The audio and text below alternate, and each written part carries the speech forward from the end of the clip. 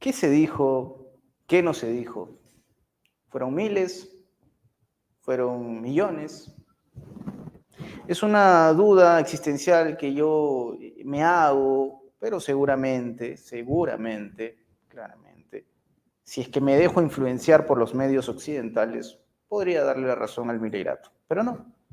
Quiero abrir mi mente, ampliar el panorama y quiero ver qué hay más allá de lo que no me cuenta la BBC, la CNN, en fin, medios que ustedes ya conocen.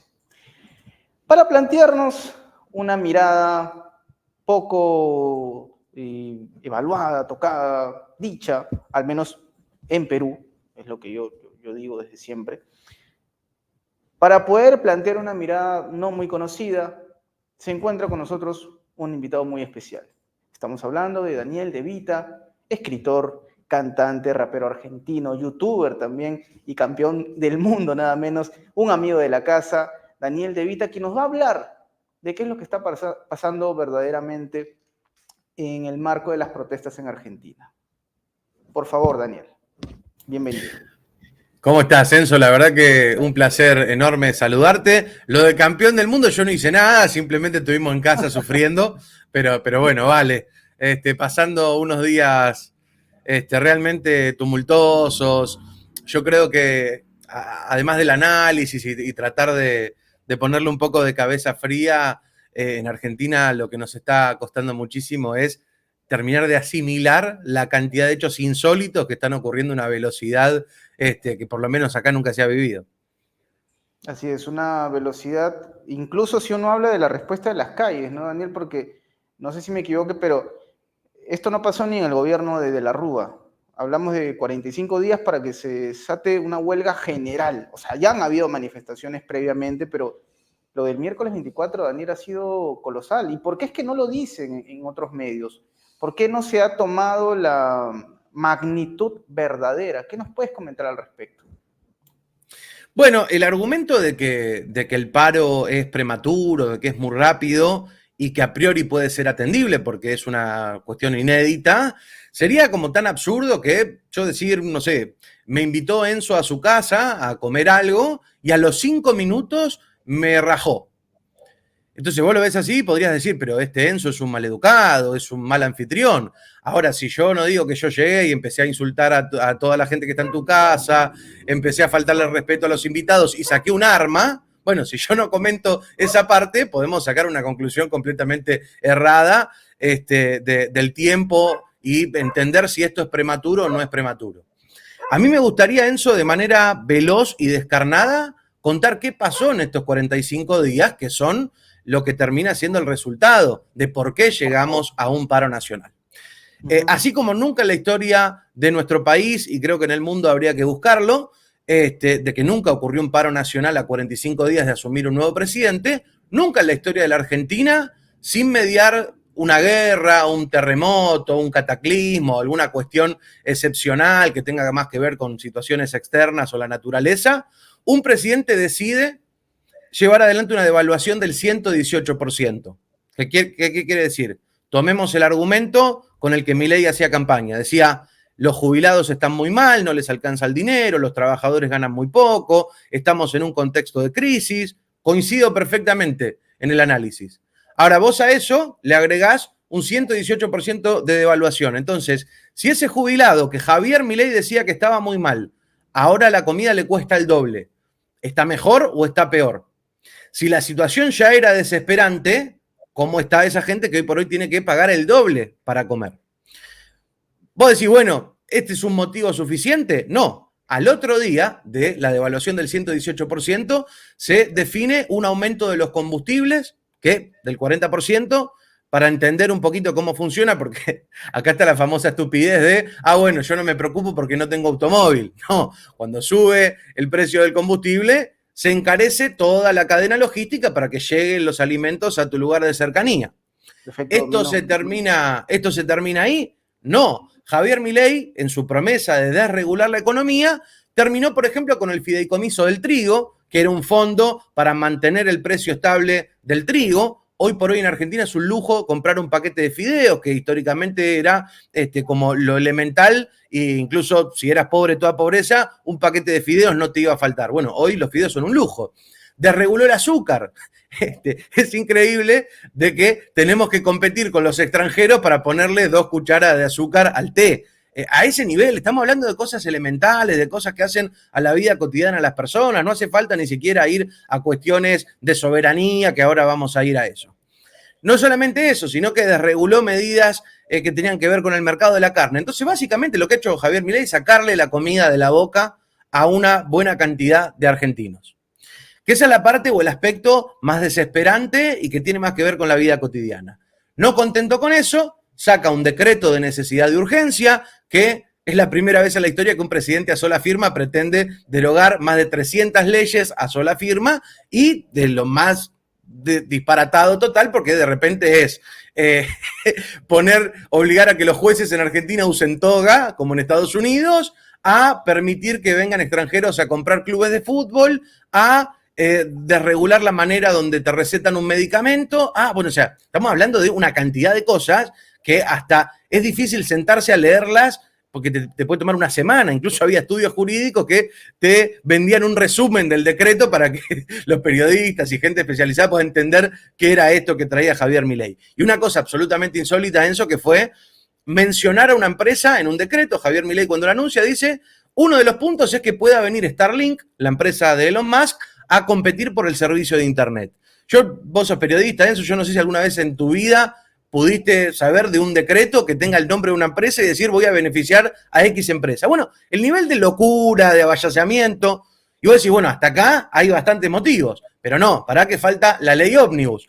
Que la ley ómnibus es un proyecto que manda al Congreso, que ya no son 300 leyes con las que se mete, sino que son más de 600. En total son 900. Y ahí cosas tan disparatadas como que para circular por la ciudad de Buenos Aires con más de 3 personas hay que pedir permiso al Ministerio de Seguridad. Y cosas elementales como, qué sé yo, desregular completamente el mercado del azúcar, eliminar con los cupos, ajuste en ciencia, privatización de todas las empresas públicas. Y esto que te estoy comentando es un pequeño porcentaje. Entonces, fíjate si no había motivos y si la gente no tiene motivos para salir a hacerle un paro, que algunos hasta dijeron se demoró mucho, debería haber sido a la semana. Increíble, ¿no? Sí, es lo que comentas, Daniel. Se entiende claramente cuál es la postura de miles de argentinos. Y también esto que ha sido, entiendo yo, un ajuste a la soberbia del gobierno de Milei, que inicialmente había minimizado los movimientos, habló de 40.000, por supuesto, esta cantidad es muy corta. Posiblemente hablaríamos de, bueno, es incalculable, pero tranquilamente más de 1,5 millones de personas, ¿no? Esto es algo que está documentado si uno va revisando imágenes y uno se va familiarizando con detalles no comentados por el mileirato. Sin embargo, allí yo también en eso, Daniel, una contradicción, porque según Milei y su entorno, estos movimientos eran, digamos, hechos anecdóticos, pero hablaron también, y contradiciéndose ellos mismos, de un impacto económico. Hablaron de pérdidas millonarias, culpando a la oposición, nos están empobreciendo, obligando a la gente a no salir a trabajar, etc. ¿Qué tal manera de meterse autogoles, Javier Milei? No, es maravilloso lo que señalás, porque al mismo tiempo, y además, no solamente que al mismo tiempo, sino hasta los mismos funcionarios y hasta algunos periodistas rentados, salían a decirte al mismo tiempo que al paro no adhirió absolutamente nadie, que el paro fue un fracaso, que nadie se movilizó, y al mismo tiempo decían que era un horror que haya gente entorpeciendo el tránsito y que este paro le había generado al Estado argentino pérdidas millonarias o al país. Entonces, es una cosa o la otra. O fue un descalabro monumental o no existió el paro. Sostener las mismas posturas realmente llama la atención. Ahora, me parece que ahí hay un aspecto clave que da quizás para un análisis más sociológico, filosófico, que no es mi área de expertise, pero me parece que vale plantearlo, es estamos en un momento donde la gente no consume las noticias que reflejan en algún punto la realidad, sino que la gente consume lo que tiene ganas de creer. Entonces, hay un mercado de eso. Y decir que el paro no existió, decir que en el paro no fue nadie, decir que esas millones de personas eran 40.000, y lo veo muy fuerte y tengo quizás la posibilidad de hacer un relevamiento por todos los comentarios que llegan cuando subimos material a nuestras redes, de gente que tiene ganas de creer que el paro no existió y va a elegir esos medios y sabe perfectamente que es mentira. Pero es como que es un mal de estos tiempos donde es válido que la realidad no sea lo que es, sino lo que vos tenés ganas de que sea.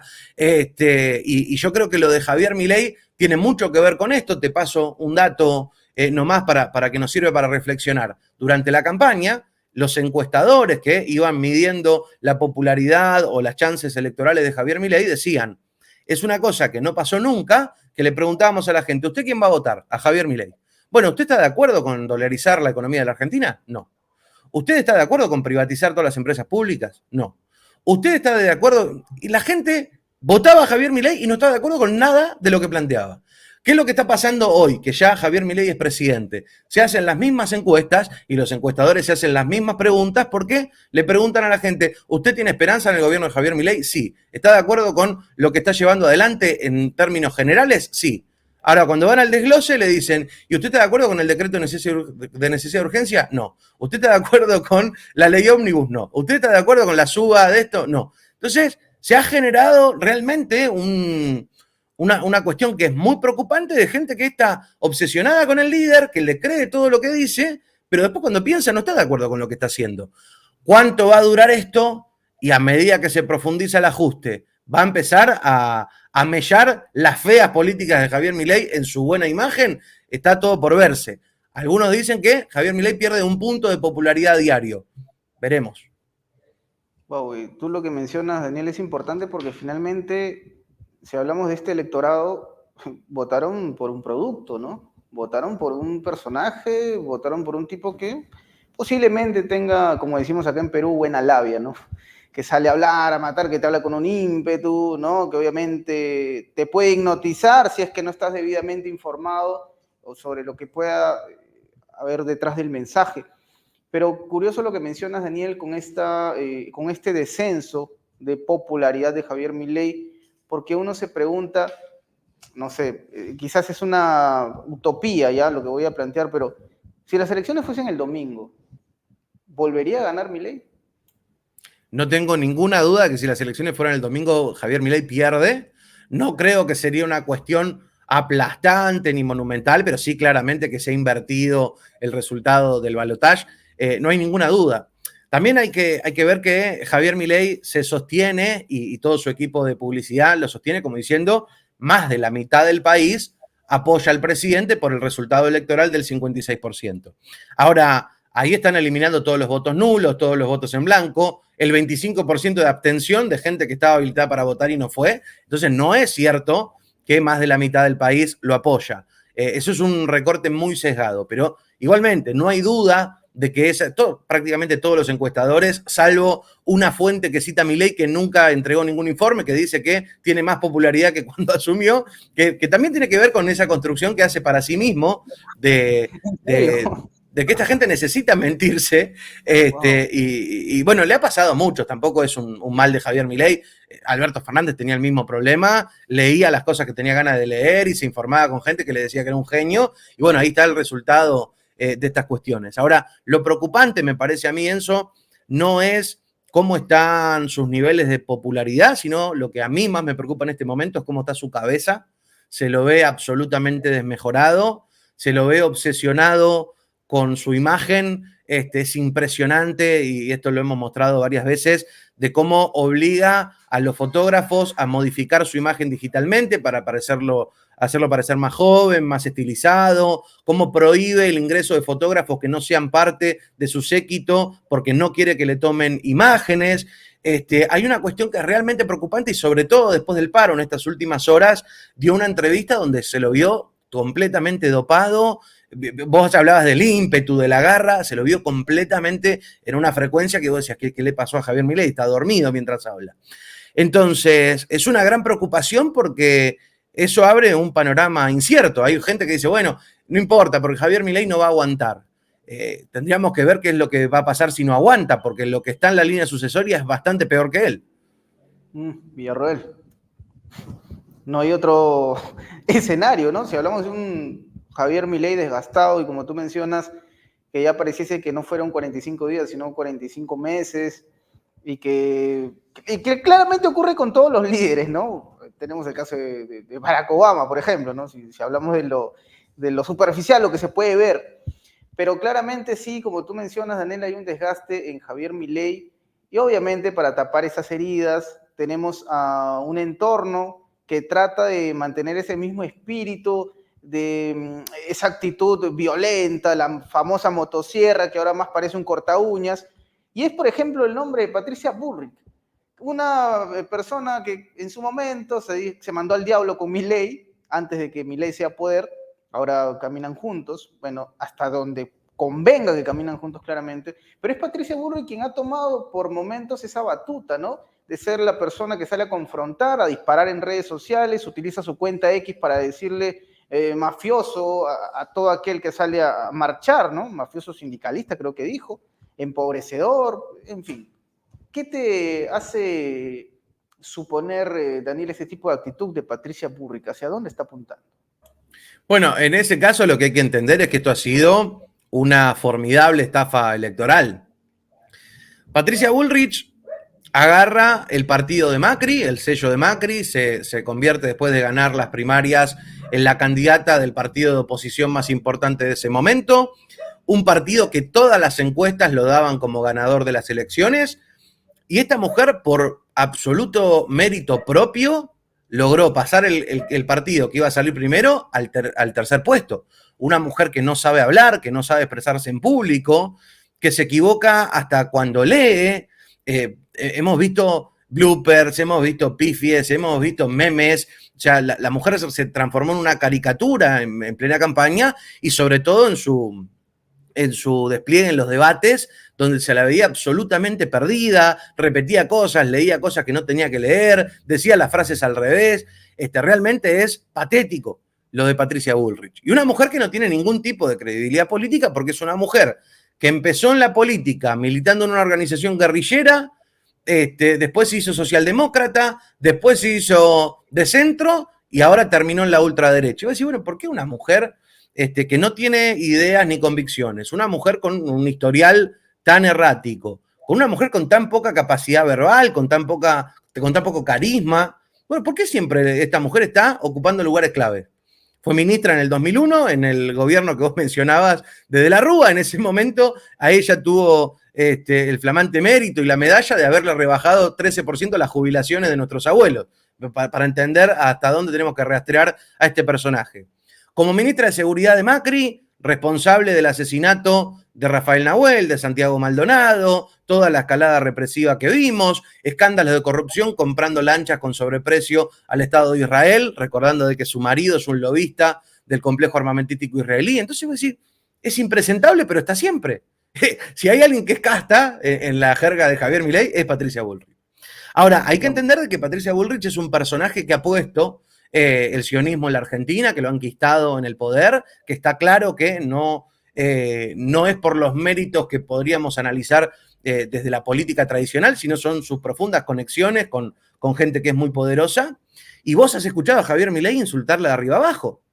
Le dijo que era una montonera que ponía bombas en jardines de infantes. Yo no sé qué ejemplo podemos tomar de un presidente ya electo que una semana atrás pensaba que era una terrorista que ponía bombas en jardín de infantes y le da al Ministerio de Seguridad a controlar todas las fuerzas de seguridad del país. Es bastante llamativo. Entonces, es una estafa electoral porque terminó poniendo a la que ponía bombas en jardín de infantes como ministra de Seguridad, al ex ministro de Mauricio Macri en Economía, que es Luis Caputo, y si vos rastreás, quienes están manejando el país en este momento son toda gente del staff de Macri y algunos de sus delirantes de Javier Milei. Entonces, vos me preguntabas por la figura de Patricia Bullrich. Al verlo a Milei tan desmejorado, al verlo a Milei que encima hace poco estuvo pasando vergüenza en el foro de Davos y se puso a hablar del comunismo y se puso a hablar de cosas que no tienen nada que ver con la realidad argentina. Él sigue dando su batalla de Narnia y todavía está peleando con el Ejército Rojo. Entonces Patricia Bullrich de alguna manera es la que baja a tierra y la que habla de la cotidianidad de los argentinos. Digo, no coincido en nada, pero se la ve un poquito más situada en tiempo y espacio. Y bueno, naturalmente ella está aprovechando este rol protagónico que tiene y sobre todo sobreactuando, que esto es algo muy simpático, por usar esa palabra, que pasó durante el paro, es que había una instrucción, esto es muy divertido. Estaba todo en paz, la gente se manifestó en paz, la policía no estaba molestando a nadie, digo, la cosa más o menos estaba tranquila, pero tenían la orden de cuando había algún móvil de televisión, que los policías vayan a empujar, para generar de que el que lo está viendo diga, ah, mirá, Patricia está poniendo orden, ah, mirá, la policía no le está permitiendo a esta gente, que entonces era muy divertido, que no estaba pasando nada, empezaba una entrevista en un canal y iban a empujar con los escudos los polis. Bueno, para entender el nivel de ridículo, para entender cómo incluso arriesga la seguridad de los oficiales de manera absolutamente innecesaria para montar un circo, para montar un show, y en eso estamos.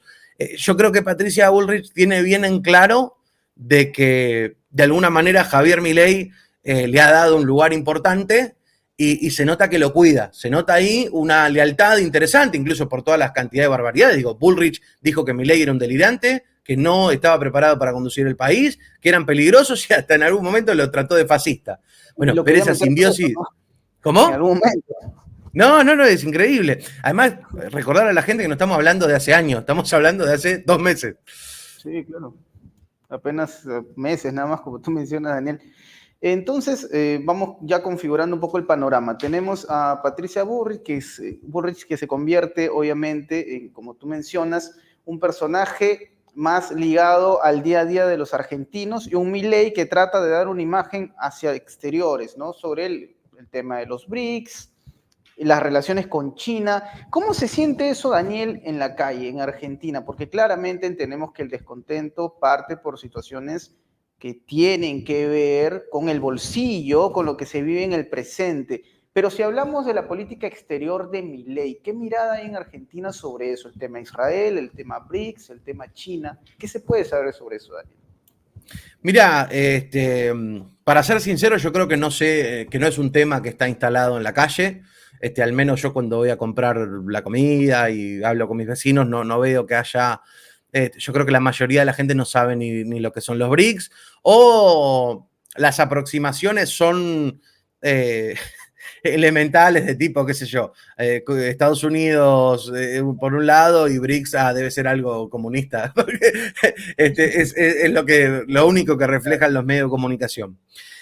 Acá, de alguna manera, se intentó, yo creo que tampoco permeó en los sectores populares, pero sí en algunos sectores que se mal informan, pero tienen la intención o la voluntad de más o menos informarse.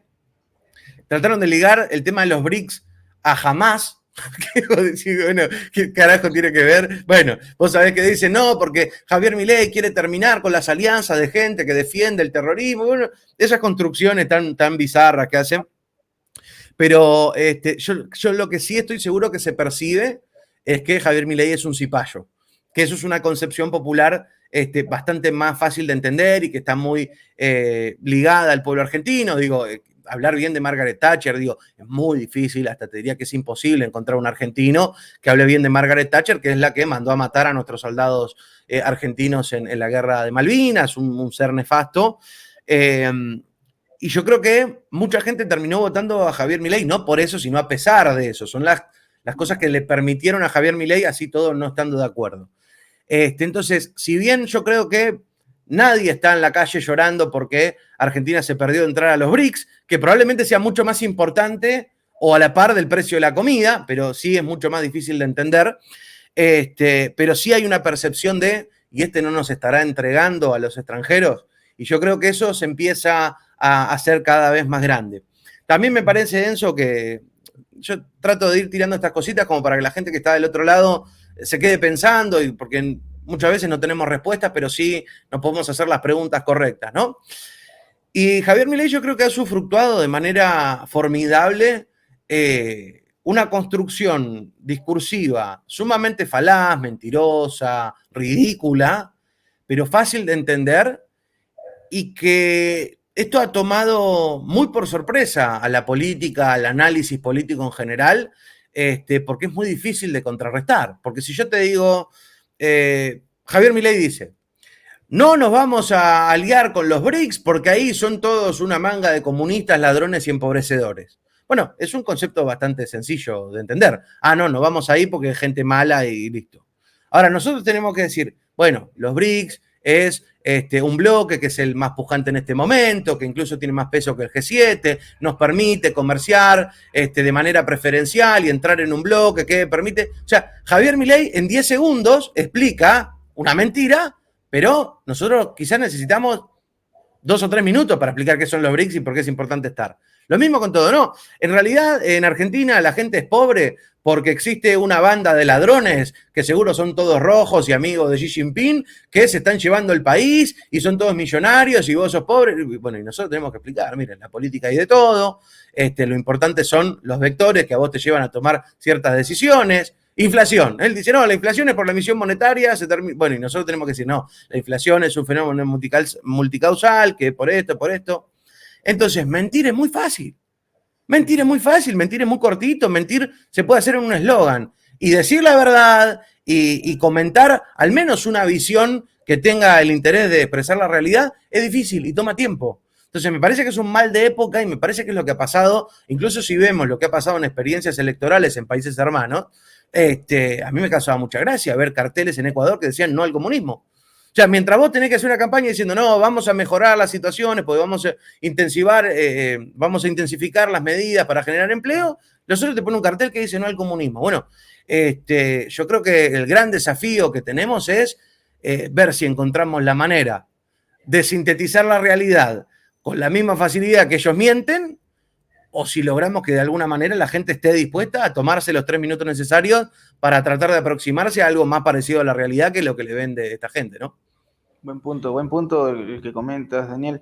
Ahora, yo ya voy a empezar a caerle peso acá a nuestro productor, porque hablo de Milei y hablo de la Roja casi siempre, porque encuentro mucha sintonía, ¿no? El tema de las políticas al FMI, seguimiento de su mirada sobre Estados Unidos, etc.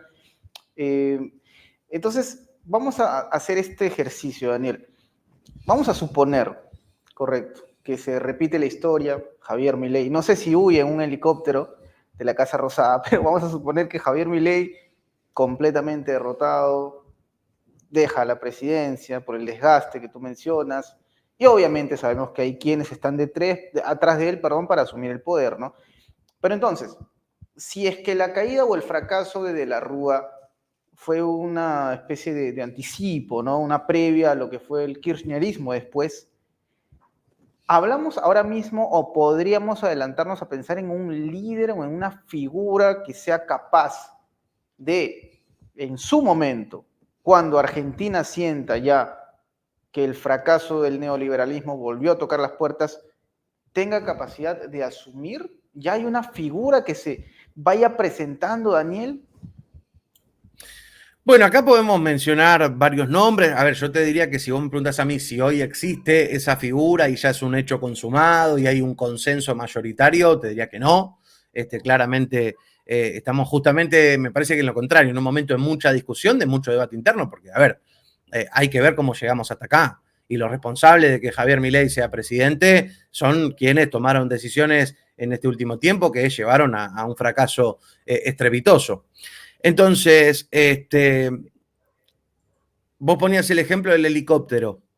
Suponiendo que no prospera el plan B con B corta, el plan Villarroel, porque la mujer ya ha tenido varias reuniones con Mauricio Macri. Le contamos rápido a la gente si no sabe quién es Villarroel. Es la vicepresidenta de la República Argentina, una mujer que toda la vida se ha dedicado a la defensa de los militares genocidas que perpetraron bueno, las torturas, el exterminio, la masacre, tirar gente viva al mar, picañar, amputar, torturar de las maneras más salvajes a las personas en la última dictadura a partir de 1976.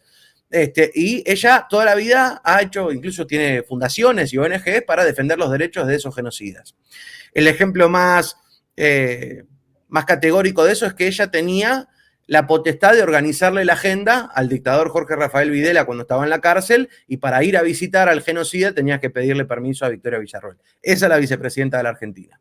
Que se la ve bastante menos loca, bastante más mesurada a la hora de hablar, y con una ambición descomunal de poder, Y ella ya viene teniendo varias reuniones en privado con Mauricio Macri, que de alguna manera es un gran monje negro que está en este momento digitando muchas cosas. Una mujer que ya ha sacado su sello propio, tiene un logo propio, tiene banderas propias, organización política propia. Digo, no es que es una persona suelta, sino que ella viene trabajando, armando su estructura.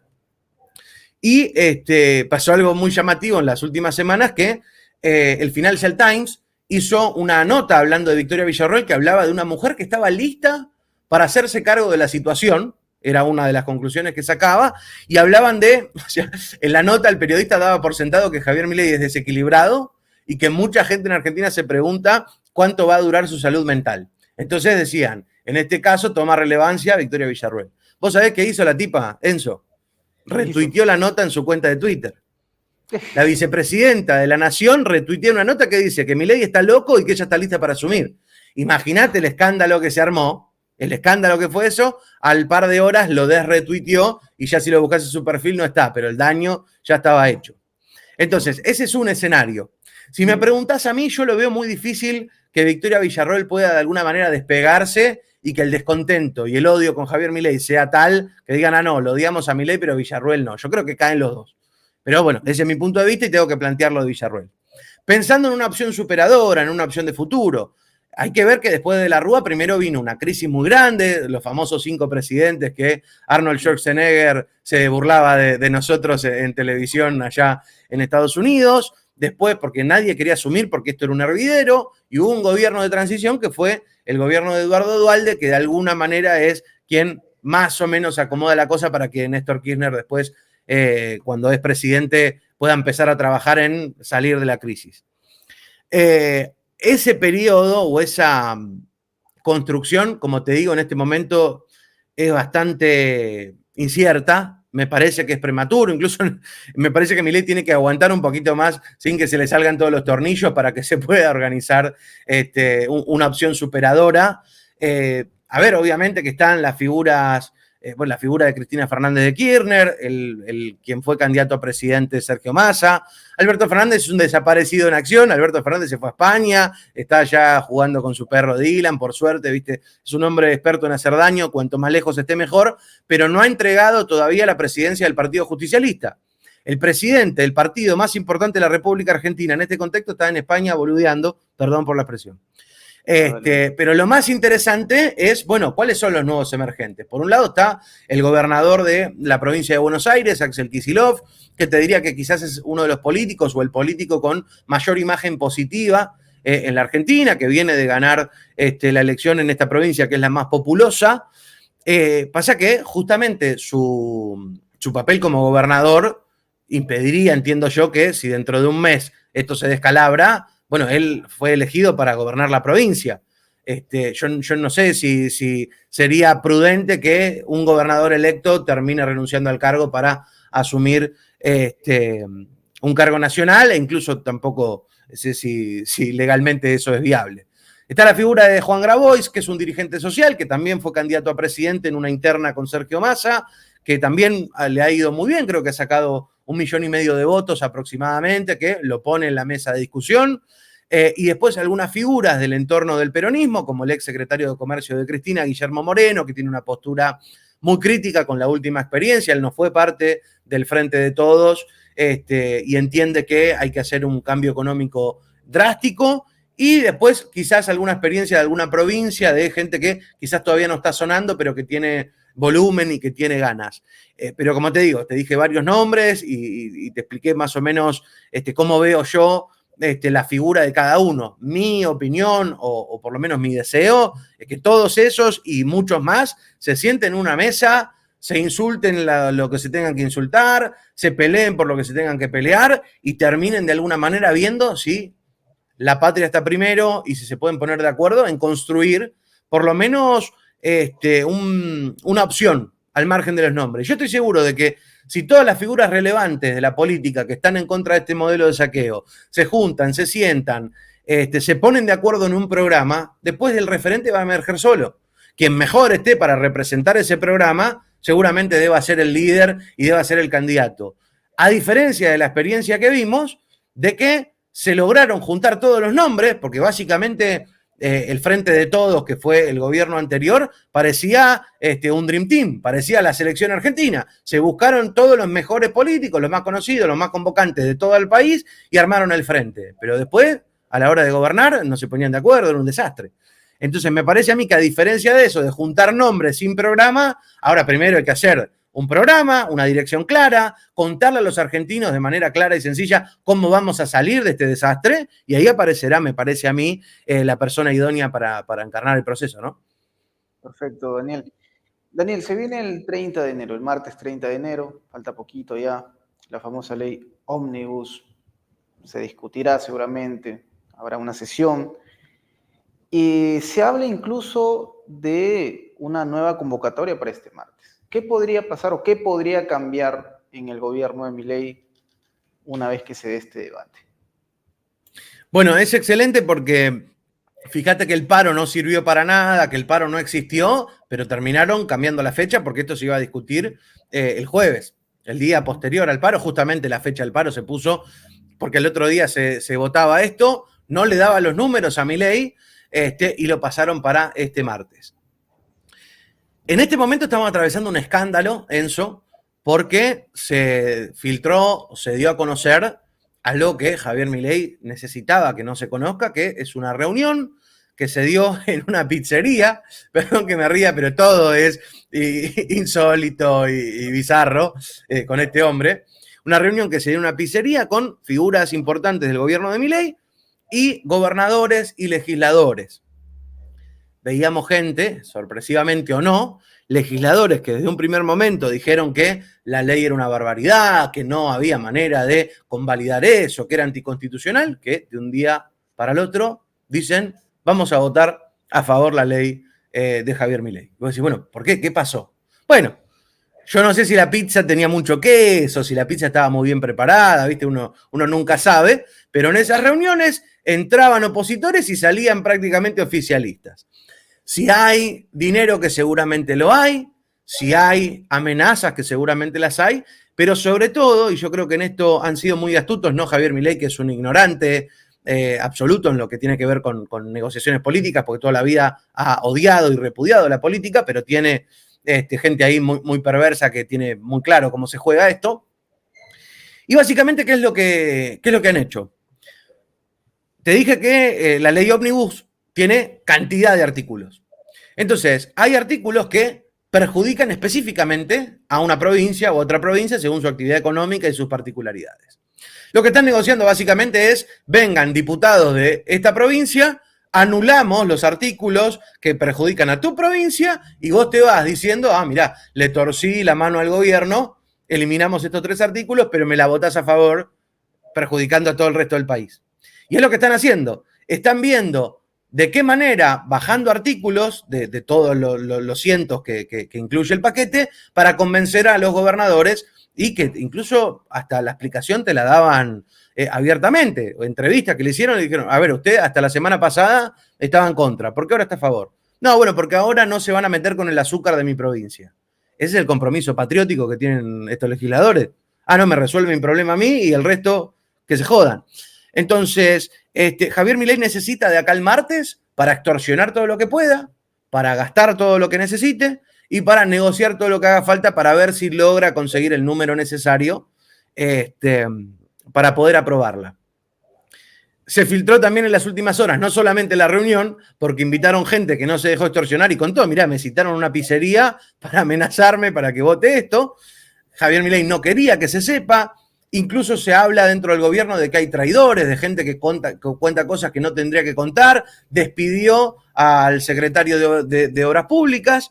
Entonces, en este momento es un hervidero, es un escándalo, esto es ilegal, claramente se va a judicializar esta cuestión porque hay un montón de testigos que dicen que en lugar de discutir en el recinto donde se tiene que discutir, van a una pizzería a dirimir el futuro de la Argentina. Entonces, yo creo que falta tan poco, pero al mismo tiempo falta tanto tiempo. Entonces vamos a ver primero cómo llegamos al día martes. Y Javier Milei ya ha expresado en una reunión personal, pero que también se ha filtrado, que dijo, si no me aprueban la ley, los voy a dejar sin un peso, los voy a apretar hasta que sufran. Entonces, la idea de Javier Milei es, si no se aprueba el DNU, si no se aprueba su ley Ómnibus, generar una sequía total en las provincias y prácticamente que los gobernadores no tengan dinero para pagar salarios, no tengan dinero para arreglar una calle y ver si logran generar el descontento necesario para hacer un descalabro en las distintas regiones. Ahora, yo creo que Javier Milei en su prepotencia, en su omnipotencia, en su fe ciega de que Dios, algunos perros y algunos economistas muertos lo han elegido para salvar este país, que es un gran problema. Él piensa que el daño que le hace a los demás es inocuo. Él juega como si esto fuera un partido personal de él contra el mundo. Ahora, seguramente asfixiar a las provincias y condenar a la gente a pasarla mal, a no poder ni siquiera cobrar su salario, a asfixiar a las provincias va a generar un descontento que lo va a terminar perjudicando a él. Entonces, te diría que Milei ya se ha decidido de que si no le aprueban sus medidas estructurales, lo que va a hacer es un ajuste monumental. Si vos me preguntas a mí, yo creo que no puede hacer nada mejor para precipitar su caída que eso. Correcto, Daniel. Bueno, ha sido una plática muy, muy interesante que hemos tenido con Daniel Levita, a quien invito que por favor nos dé un último mensaje dirigido no solamente a todos los argentinos que nos están viendo en este momento, que son miles, estoy segurísimo, sino también un mensaje para los ciudadanos de la patria grande, Daniel. Te invito por favor a que puedas expresarlo en estos momentos.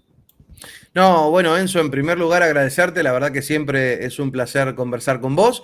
Yo creo que el mensaje es que es un error muy grande pensar que esto es un problema de la Argentina, que esto está ocurriendo acá por condiciones particulares, y además que ya venimos de un historial, porque en su momento decíamos, bueno, Bolsonaro, ¿dónde puede haber un Bolsonaro? Bueno, debe ser cosa de Brasil, y hoy estamos viendo que cada vez los personajes estrafalarios son cada vez peores, y va ocurriendo esto en distintos países. Entonces, me parece a mí que lo que hay que tener en cuenta es que Argentina en este momento es un gran globo de ensayo, que están experimentando desde estrategias de campaña, de tácticas de manipulación, desde ajustar a la gente para ver, de medirle el aceite hasta dónde aguanta, y que si esto prospera, de que si esto funciona, se viene un desparramo en toda nuestra región fundamentalmente, aunque incluso vemos en algunos lugares del mundo donde esta locura crece. Entonces, me parece que, por un lado, estar atentos, porque hay que evitar que esto se disemine por otros países. A mí, la verdad que me escandaliza, Enzo, cuando veo gente de México, de Chile, de Perú, haciendo videos diciendo que Javier Milei es genial, mientras la gente no puede comer en mi país, vemos youtubers hablando de la relación de Javier Milei con sus animales y cómo le gustan las mascotas, que esto es una locura. Entonces, evidentemente no es un problema mío, sino que ya está ocurriendo y ya en otros países empiezan a publicitar este fenómeno y a buscar cuáles van a ser los nuevos Milei de los distintos países. Bueno, esto hay que frenarlo acá. Y entender también la responsabilidad que estamos teniendo nosotros de que esto lo tenemos que resolver. Para que esto no se siga expandiendo, lo tenemos que resolver acá en la Argentina y necesitamos la ayuda de los hermanos de América Latina. Muchas veces pareciera que una publicación en redes sociales, una palabra de apoyo, una conversación con un compañero de trabajo es algo pequeño, algo chiquito, algo insignificante, pero muchas veces terminan definiendo climas de época, terminan haciendo que un montón de gente que se pueda sentir atraída por estas locuras, de repente lo piense dos veces, y la parte desde el exterior de la Argentina es fundamental.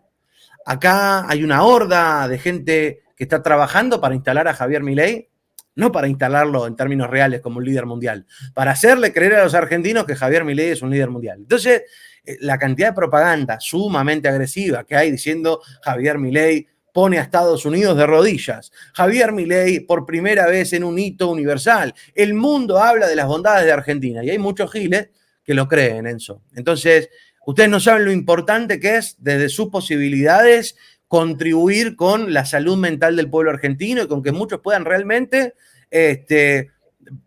demostrar con la vergüenza que nos miran. A mí, yo me río y trato de ponerle incluso humor a todo lo que hacemos, pero realmente a mí me da mucha vergüenza que en el mundo nos conozcan porque nos gobierna este tipo, de que todo el mundo esté hablando de un hombre que todavía está peleando con el Ejército Rojo, que dice que el Papa es un amigo de asesinos. Realmente es muy vergonzoso. Y muchas veces, cuando me toca discutir, que esto es un ejercicio que hago todos los días, discutir con gente que está a favor, piensan que uno les dice las cosas porque uno es malo, porque a uno le pagan, porque uno tiene intereses oscuros, porque uno vaya a saber qué. Pero cuando un extranjero viene y le dice, ustedes son unos ridículos, su presidente es un ridículo, se la piensan 2 veces, porque a nadie le gusta ser el payaso de la sala. Entonces, primero agradecer, porque sé que hay miles, podría decir millones de hermanos de América Latina y de otros países que están en este momento apoyando a nuestro pueblo y pedirles que sigan por el mismo camino. Perfecto, Daniel. Por supuesto, ¿cómo, un tema también importante, cómo te podemos ubicar en redes sociales, Daniel, que sabemos ya que eres un capo, acá en Perú le decimos esto, un capo de la música? ¿Cómo te ubicamos en redes, querido Daniel? Bueno, aprovecho para invitarlos a todos los amigos que están viendo. Me pueden encontrar así como están viendo en pantalla, Daniel De Vita WD. Así estoy en YouTube, en Facebook, en Twitter, en Instagram. Pueden encontrarme también de la misma manera en Spotify.